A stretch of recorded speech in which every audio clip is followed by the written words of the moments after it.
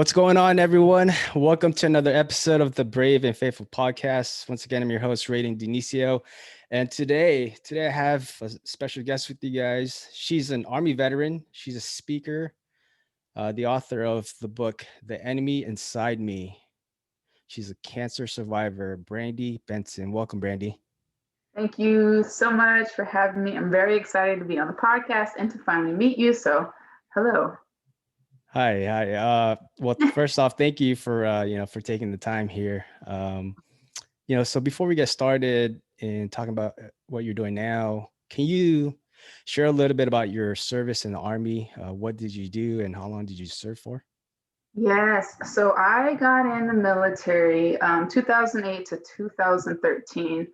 I originally wanted to go green gold. I thought that would be super amazing, have a little bit of enlisted experience and then go officer. So I thought that'd be just like the best experience for me. And I could relate and be very relatable to the other soldiers and officers and stuff. So that's what my goal was to do. So I ended up getting deployed in 2008.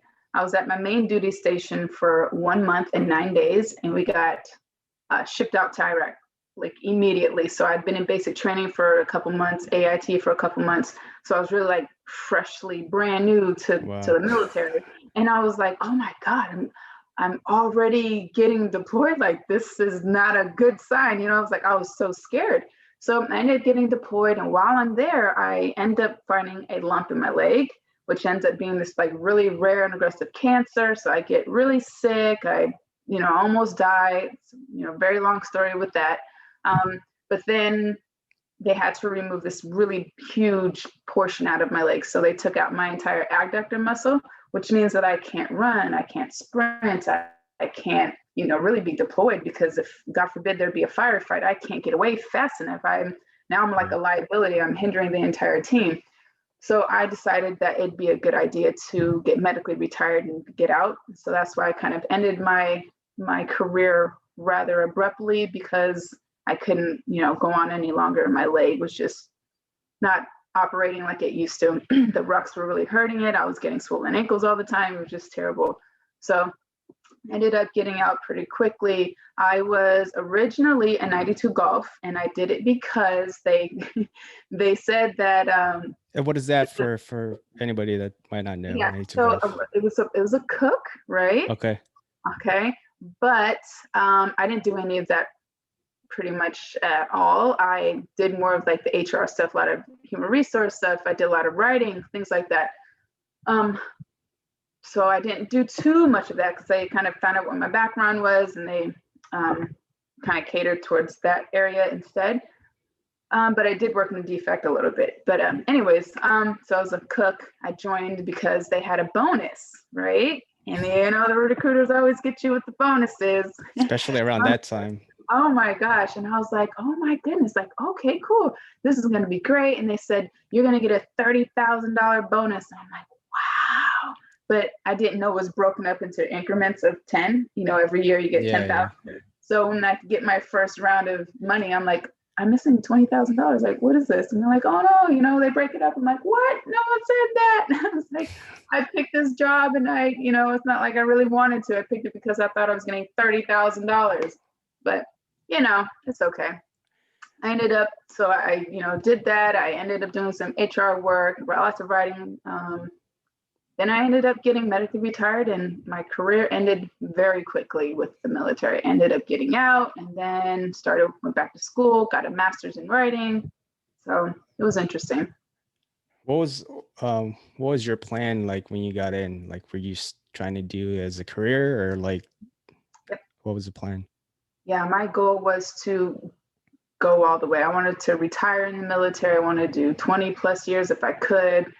But it just was not something that was possible. And I knew that being in the different duty stations that I kept getting, I was in 3rd ID, I was at 4th Brigade, or 4th ID, I just kept getting in these different areas where there were rapid deployment areas. And I was like, I'm never going to get away from being deployed.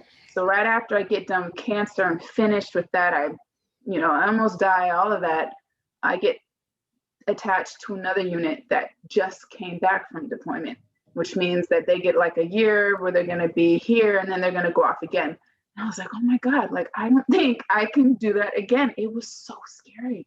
I was at this place called Fob Echo, which I think it's like 100 and something miles away from Baghdad. It was in Diwania, and it was a very, very scary place. We got bombed all the time.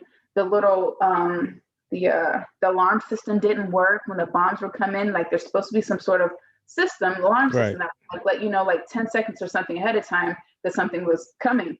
That didn't work. I was like, I don't know if I can go through that stress again. It was so scary. Some girl got hit with shrapnel on her neck and she almost died. It was intense, like really scary. So when I get to my second duty station and I find out that my unit just got back from deployment and they're only there for, they have like a relaxation, whatever, they're going to be there for a little while. R&R. Yeah. And then they're going back out. And I was like, oh no. I was like, I don't think I'm going to be able to do this. Like, I'm broken now. I can barely run, So I was like, I'm going to have to get out. So I ended up getting out. I didn't want to, but I just didn't think it'd be very smart to get deployed and something happened and I can't get up fast enough. And, then I'm hindering everybody else in the mission. So I left. Yeah. So you joined, you said 2008. And then shortly after that, you went to your first command and then deployed right after. Right after. And then I believe I was reading some of your bio and listening to some interviews. Around 2009 is when you discovered that you had cancer. Mm-hmm. Can you talk to our audience about that? Like, for those that might not know, you were deployed at that time. You were in Iraq in a combat zone, right? And you found that you had, some sort of cancer. Like, what was that whole experience like, especially being deployed and all that stress? Can you explain that? Yeah, I didn't know what it was at first. I had no idea that this like lump in my leg was something bad. I thought maybe I pulled a muscle.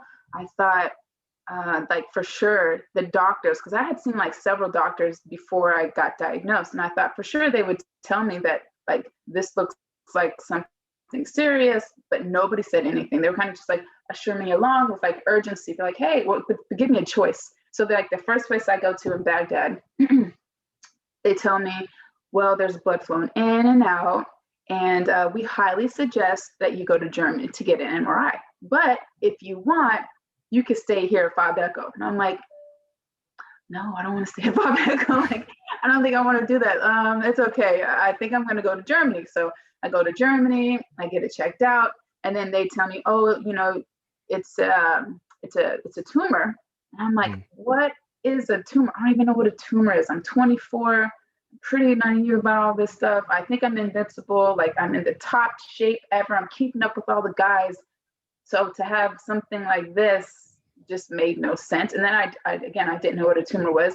I never met anybody with a tumor. I didn't know you could get tumors anywhere in your body. I thought it was just like cancer in your breast, your brain, your lungs, the regular stuff that you hear on TV. So to think that this thing in my leg was something that could kill me never crossed my mind at all. And I didn't find out it was something really bad until after I did my MRI. And the doctor told me that he says, we hope and pray that it's not Ewing sarcoma, but we think that it's a nerve sheath tumor. So I said, okay, whatever that is. So I go online and I check both of them out.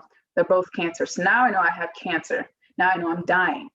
Now I know I'm going to die, So I'm just like, after that, I got really depressed. I started taking lots of Benadryl so I can just sleep it off. I go into super dark, deep depression and just feel hopeless. I'm scared. I don't know what's going on. I don't know how this happened. Like, I'm thinking, how did I miss all these signs? What's going on?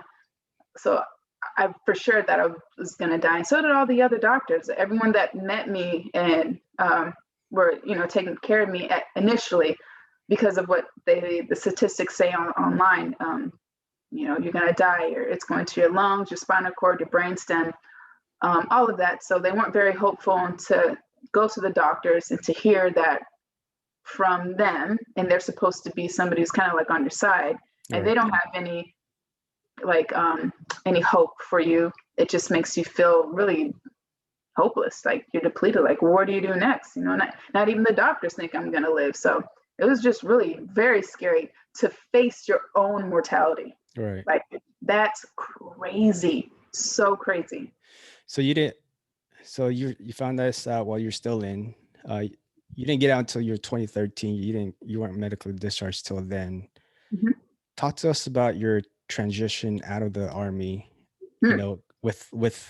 being medically discharged, you finding out that you have this cancer, the depression you were in. Like, how was that transition for you, and what kind of helped you overcome those stressors and those challenges?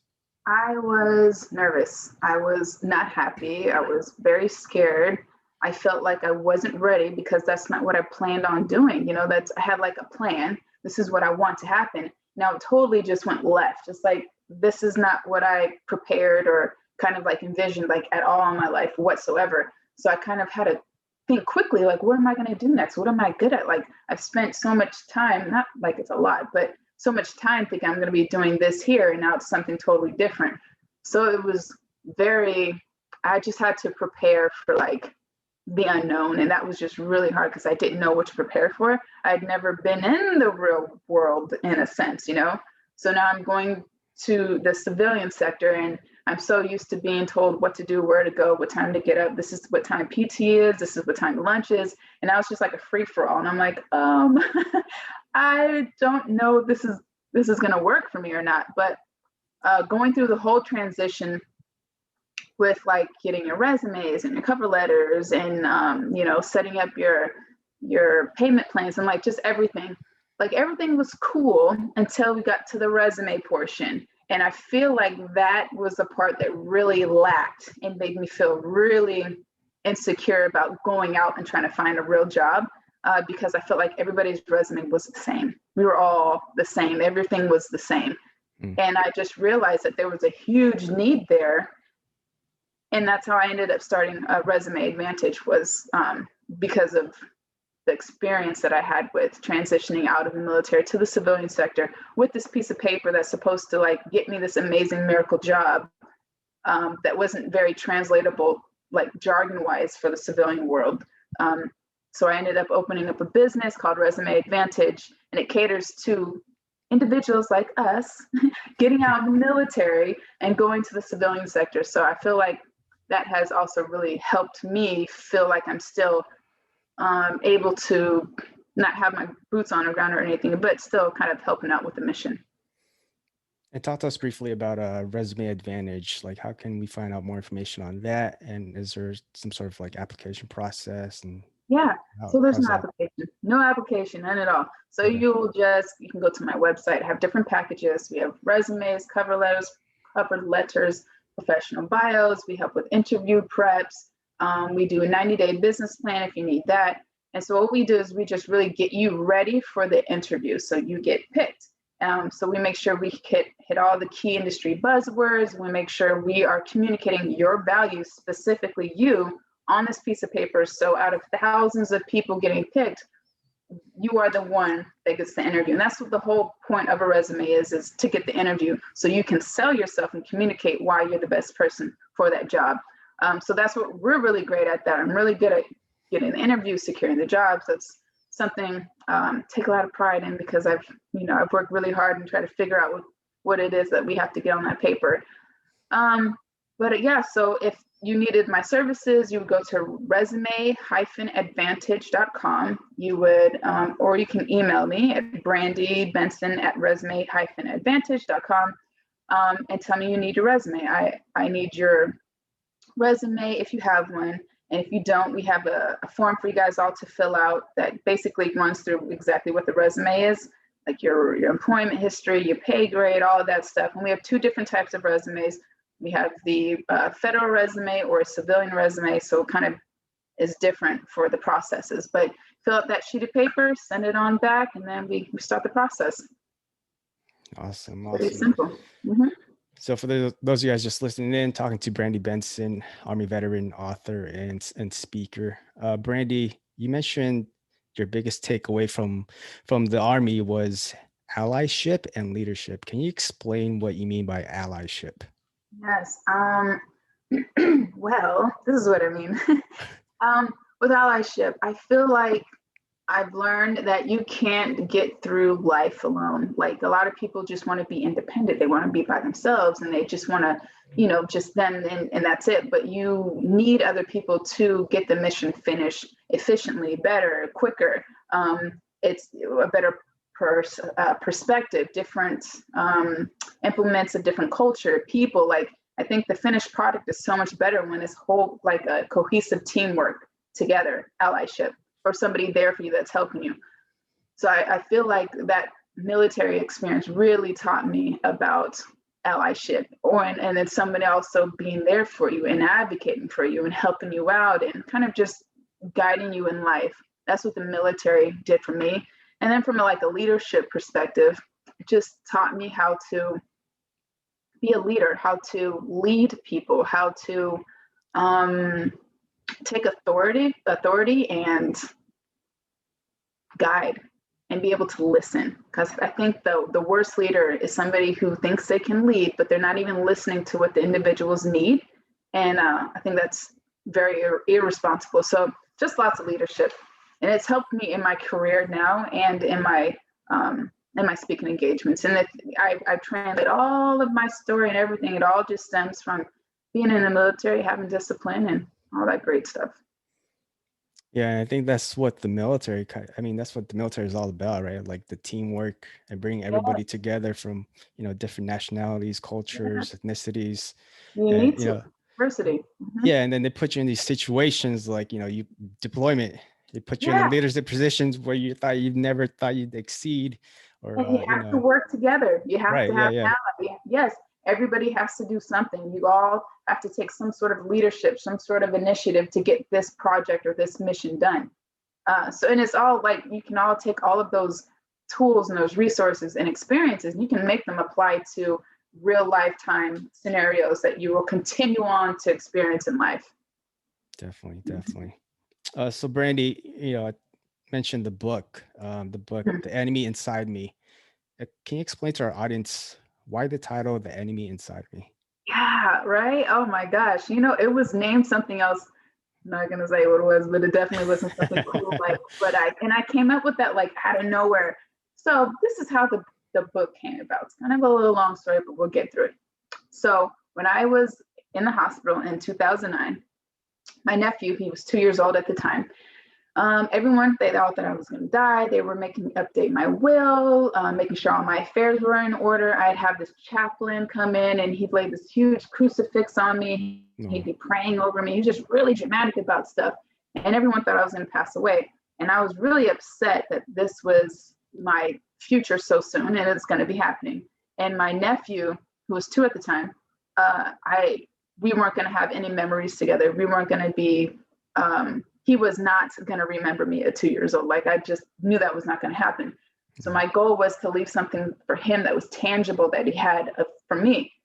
So I had a journal, and in the journal, we would just talk about, I talk about what we were doing, what was going on, how he was acting, just a journal, a diary of something that he would have. And if I did pass away, and then we'll say about 2.5, 3 months into my treatment, I kind of figure out, you know what, the doctors are wrong and I'm not going to die and I'm not going to give up on myself.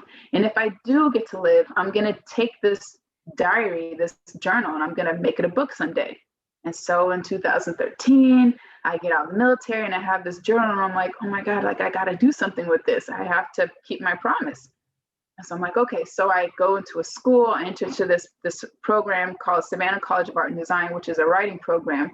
And I use all of my journals for my thesis. And I make everything, all of it, into a little story. I give it to my thesis committee and they're like, oh my God, some of them are crying, they're so touched. Yeah, they're like, this was so good. You had us on the edge of our seats. This book was amazing. And they're like, you have to finish it. And I'm thinking, the book is done. The book is finished. I don't have anything else to say. I've been working on this for 2 years. I don't think there's anything else I need to do. So I end up publishing it. So a couple years later, 5 years later, I end up publishing it in 2018 and I made it a book. So that's how the book originally came about. And when I was thinking about the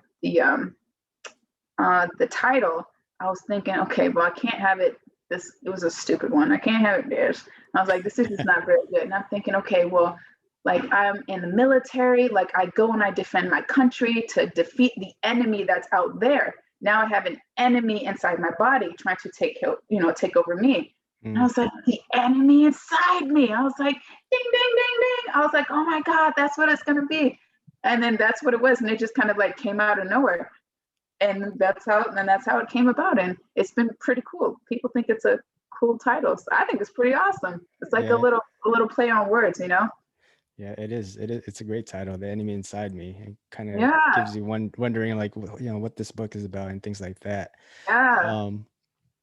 So yeah, that's awesome. So, we talked about, your cancer, obviously that being probably the most difficult time in your life, right? What's been the most rewarding, you're an author now, you're a speaker, like what's been the most rewarding moment or experience you've had so far in your second service? I think the most rewarding part is kind of seeing that all of this stuff that's happened in the past, like going through cancer, I watched a lot of my friends pass away on the ward, and just going through all of that hardship and all of that adversity and just so much pain and loss, that now I feel like I'm able and I'm a better person to teach people about hope and resiliency and teach them that they don't have to get stuck in like the past or who they used to be, or if they have a disability or there's something going on, like you don't have to be that individual. If you don't want to, you can use that and make it work to your advantage. And I think it's really cool that I've been able to take all of these things that really could have like crippled my life and crippled my career and really just made me a very bitter person. But I've been able to like morph it into something really amazing. Like I wrote the book, I opened up a business. I'm able to tell my story across the world. I just spoke to Rolls-Royce on the 22nd of June. I mean, that's the car of the cars. Like, what? I was so surprised. I was like, me talk to them? Oh my God, like this is crazy. So I've been able to like talk to so many different companies and just telling my story about being resilient and allyship and the importance of mental health and what does that look like and how can you figure out your own triggers. So it's all kind of like finally coming back together, and it's just really cool that I'm able to use my experiences and my past trauma to like an advantage now, and just teaching people that we can be so great even if something bad had happened in the past. So I think that's the most rewarding part for me. Brandi, how did you start the wellness? You have a Brandi Benson wellness initiative. How did that come about? Well, so the whole point of it is to spread awareness about sarcoma cancer. I don't think anybody knows what it is. Not anybody, but a lot of people do not know what sarcoma cancer, unless you're a doctor and you work in like the oncology ward. Like a lot of people, they really don't know. It's like the forgotten cancer that nobody really knows about. And it's a shame because it's a huge part of childhood cancer. Ewing sarcoma is like one of the main childhood cancers. A lot of people die from it and they don't know what to look out for. They don't know what the symptoms are. And, it's in little children. So kids, when they're 10, 12, 9, whatever, they're running into stuff, they're bumping into things, they're breaking bones, they're getting lumps and bumps. But I feel like if people understood how important it was and how deadly it is, they'd be a little bit more aware or invested in what's going on with their child when they're, they have a lump sticking out of their arm or something's going on, they're breaking bones all the time. So my goal is to spread awareness about sarcoma cancer and get it out to as much people as possible. And I plan on lobbying about it. I think we need more research about sarcoma cancer, because our cancer came from the treatments are from like the 60s. What? How long? That's such a long time ago. Right. Like, why are we still, it might even be the 50s. I have to check again, but it's from a very long time ago. Like, and only 4% of the budget is allocated for that type of cancer. It's like, I just feel like people don't understand that it's a huge problem. Like, little kids aren't growing up to live. They're dying. Like, that's a problem. I think people need to fix that. What are talking about this cancer, what are some of the early signs and symptoms that we should all be looking out for? Mm-hmm. You said it affects kids. Like how young? Like how young are the kids being affected? They are from 1 to 17 years old. Wow. And usually it's in young, so like adolescent, Caucasian boys. And so how did I get it? I couldn't tell you. I don't know. I'm not quite sure how I got it, but I did. So yeah, that was interesting. Very interesting. But yeah, so it's sometimes it's a tumor. Sometimes a tumor, is like a mass. If it's larger than a golf ball, you should definitely get it checked out. If it's growing quickly, you should definitely get it checked out. My cancer started out probably like the size of like an orange. And by the time I got it removed out of my leg, or when I got to Walter Reed, it was the size of like a cantaloupe. It was massive. Wow. It was huge. It was growing so quickly. Yeah, and they were gonna have to cut my leg off. They kept telling me they weren't sure if I was gonna be able to keep my leg, and I was just like, what is going on? Like, how did I not know about this? But yeah, so the wellness is just spreading as much information out about Ewing sarcoma cancer, and how important it is. And I really would love, if it's possible, I don't even know yet, this is like a long time goal, to have it like somehow implemented into the physicals that we have to get as children. Somehow, if there's some way, because that's who it affects. It affects the kids. So I just feel like that would be really important. If there's some sort of screening that we could do, or some sort of opt-in system that you could do to see if your child has any predisposed possibility. You mentioned some of the treatment are like pretty outdated, like 60s or 50s. Like what are some of these treatments that they're doing? Oh, it's chemotherapy. The chemotherapy. Okay. So it is, I don't remember all of them. I know there's like, interesting name, doxorubicin, there's isotopin, there's a whole bunch of them, but there's like 7 main ones, and they're all from the 60s. Wow. Yeah. Still, like, why were people? Didn't somebody just come back from the moon? Like, why are we? What about the treatment? Like, I don't get it. How long was your recovery process with that? So I started treatment on February 4th, and I finished on Veterans Day, November 11th of 2009. So that was like all the treatment, all of that. And then I had to do physical therapy. And I think the hardest part is not the cancer itself, not getting the chemotherapy. Like, it sucks, you don't feel good, but it's the aftermath. It's like the anxiety after, because you don't know if it's going to come back. You don't know when it's coming back. You don't know how to keep it gone. There's like a high probability, like there's a 97% chance rate that somebody who gets cancer once will get cancer before they're 5 years. And that's like a huge time frame that you want to look out for. So you're constantly on the lookout. You're making sure you're eating right. You're trying to stay away from sugar. You're not drinking, you're not smoking, you're not doing anything bad. You're trying to like be very straight and narrow. So those 5 years are very critical. So those 5 years, I was just really stressed out about, how do I keep it going? What if it comes back? And I just don't. And then also you go through trauma. You just almost died. Like, I don't think people understand the mental health aspect. I feel like that's also lacking. So you're having insomnia, you're not sleeping very well, you're depressed, or maybe you don't look the same because you're now an amputee, or maybe part of your breast is gone. Like, and now you have to move through life, this whole new individual. Sort of like the aftercare. Yeah, it's like, it's so hard. Survivorship is hard. The easy part is being in the hospital and just laying on the bed and getting the treatment. Like, it's terrible, it sucks. But after, the whole part after, like, your whole entire life has changed. You're not the same person. And then you have to realize at some point, this is like part of like the acceptance part, is you have to realize that the individual that you've been fighting for, that old life, is gone. There's no more old Brandi Benson anymore. That person's dead and gone. Like, it's gone. Your old life is gone. You have a brand new slate, a brand new person, which is good in some sense, but a lot of people have a hard time rebranding themselves or reintroducing themselves to the world as this new individual. So it's a lot of mental health games and issues and stuff that you have to go through that nobody really prepares you for, because I don't know why. I didn't learn that until after, years later.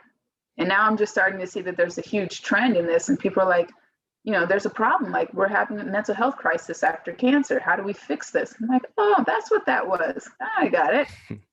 Oh. So you mentioned, support and things like that, survivorship, right?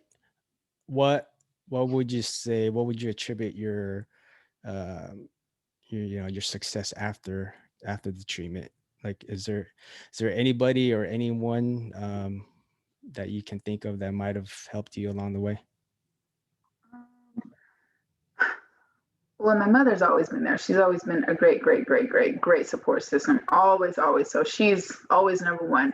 But I feel like I just know that there's a time limit on life, and you never know when you're going, when your time is up. So for me, it's just myself. Like, I'm going against myself. I'm proving myself that I can go above and beyond. I'm trying to be the elite version of myself at all times. I feel like I don't have any time for error, because I know how precious life is and how quickly life can turn from amazing and great, and you're experiencing all these euphoric and wonderful things, to something just so terrible and bad. So it's me right now. I feel like I'm just pushing myself to be the best person that I can be, and not taking no as an answer. And if I don't know what it is, I don't even care. I'm still trying. I'm still going to figure it out.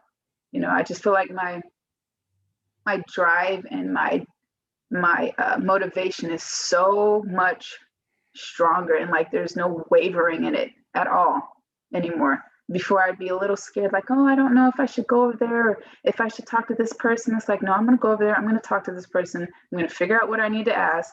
If I look like an idiot for asking a question, then too bad. At least I have the answer now. Like, I have no fear. It's gone. Yeah, I mean, like, seems like going through this experience, surviving cancer, it's led you to become a better version of yourself, right? Because so. you're not, you don't take things that you might have taken for granted before, because you've experienced that, that can be taken of you at any moment, and I feel like that's propelled you to where you're at now, and the success that you're having now. So congratulations. Thank you. Brandi, before we go to our second segment of the podcast here, what's one thing you want our listeners to take away from this episode? See, one thing, that we are in charge of our happiness. We're in charge of where we want to go in life. We're responsible for that. So if we want to be happy, or we want to experience certain things, then we need to make and take those initiatives and steps to experience or to have that. And we shouldn't be waiting on somebody or something to get started on it. Just do it. Just like Nike, just do it. Just like Nike. I love Nike. All right, so Brandi, going to our second segment of the podcast here. So I called this segment the Fast Five.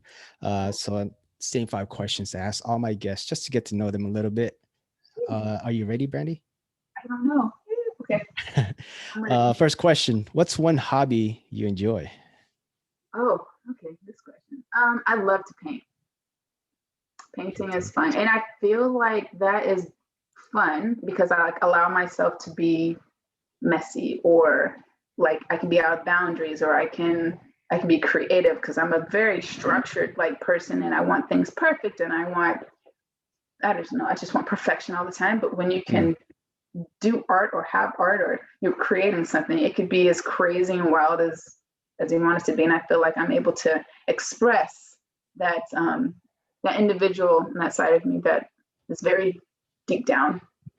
Yeah, there's no lines that you have to stay in, right? Like, you can do whatever you want. Do whatever you want. Yeah, some people may be like, oh, that's not very cute, or that's not very nice. And it's like, no. somebody's going to like it. It's art. Yeah. You're going to find value in that right there. That's a butterfly. Second question. If you had to choose one person to hang out with for one day, who would it be and why? I would choose Kobe Bryant. Mamba. I love Kobe Bryant. Oh my God. I have even before he passed away and died, he was like my idol growing up. I was obsessed with him, super obsessed. But I would love to just talk to him and then see how he dealt with adversity. How did he work around that? Did he, implement those changes into his life? Did he totally ignore it? I just love figuring out how people deal with hardship or hard things in their life and how they're able to make it work for themselves. So I ask them, how did you work through this? And, how did you make this work to your benefit? And did you foresee this? Did you plan on this? Stuff like that. But Kobe, shout out. Okay. The ball hog. Next question. Recommend a book for our audience to read. My book. My book. It's called The Enemy Inside. You can get it on Amazon. So if you want a book that's written by a veteran, cancer survivor, you want really great details, you want some action, you want to hear some crazy off the wall verbiage and content, it's my book, The Enemy Inside Me. Enemy Inside Me. Yes. Next question. What's your favorite quote and why? My favorite quote.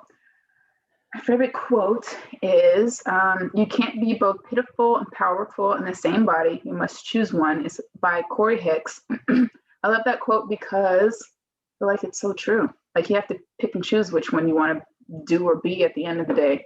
You can only be one. You can't be, for me, I don't feel like you can be depressed and happy. I feel like you can either be one or the other, and you have to choose one of them and go with that. Yeah, I've never heard that quote, but it's 100% true. It's your choice. Yes, it's all about choices. All right, last question, Brandi. Where do you see yourself in a year, 5 years, or even 10 years from now? Okay, 5 years. I hope to open up a nonprofit. I think that'd be great. Again, raising some awareness about sarcoma cancer. I think it'd be amazing if I could grow my business and scale it on a huge level and be the transition services for each individual getting out of the military somehow. I think that'd be amazing because it's needed. It's really needed. I feel like you can't make we're all not cookie cutters, not everybody has the exact same experience and the exact same everything. You got to cater to their experiences and make them shine. So I would love to be able to work with military establishments and use my services getting out. Awesome. Brandi, again, thank you for sharing your story with us.